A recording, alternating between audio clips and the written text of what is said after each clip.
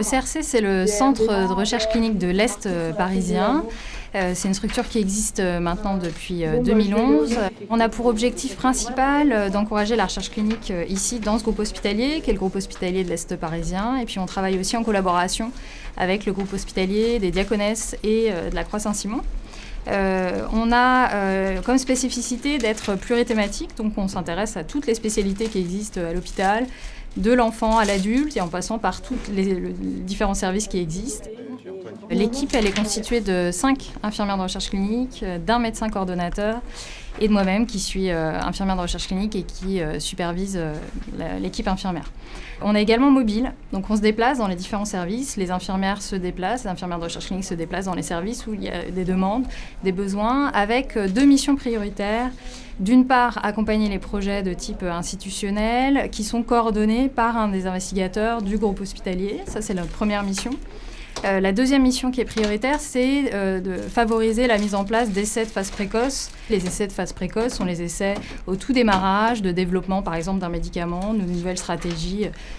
Et c'est des essais qui sont plus complexes, plus lourds à mettre en place. Et l'objectif du CRC, c'est de mettre à disposition un personnel soignant, donc des infirmiers ou des médecins, qui ont une expérience solide dans le domaine clinique et qui ont aussi une formation dans le domaine de la recherche et qui bénéficient le plus souvent d'une expérience sur ces sujets de mise en place de projets de recherche. Je vais rappeler les grandes lignes pour la réalisation du test. En fait, il suffit que pour ce test. Pour notre intervention en tant que telle au niveau du CRC, on peut être amené à accompagner l'équipe médicale et paramédicale en les aidant parce qu'on décrypte le protocole et qu'on fournit un certain nombre de procédures pour que l'essai soit bien mis en place. Ou une autre manière d'intervenir, et surtout pour les essais de phase précoce, on prend en charge complètement le patient avec prise en charge des soins, la visite d'inclusion, avec un certain nombre d'actes techniques qui sont réalisés, avec l'administration d'un médicament quand c'est le cas, avec des surveillances de l'administration du médicament, des pharmacocinétiques, etc., pour des essais très spécifiques sur les stratégies médicamenteuses, par exemple. Voilà, je vous explique.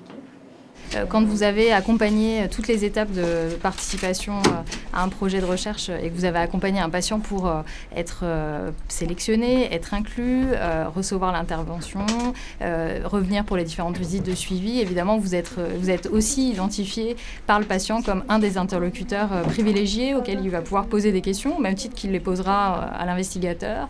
Vous pouvez répondre à ces interrogations sur la participation à un projet de recherche. Ce n'est jamais évident quand on ne connaît pas le domaine, quand on n'a pas bien compris quelles étaient les modalités de réalisation. Et là, avoir des infirmiers qui sont formés sur ces sujets, ça facilite aussi, je le pense, d'avoir des patients plus informés et plus au clair sur les déroulements.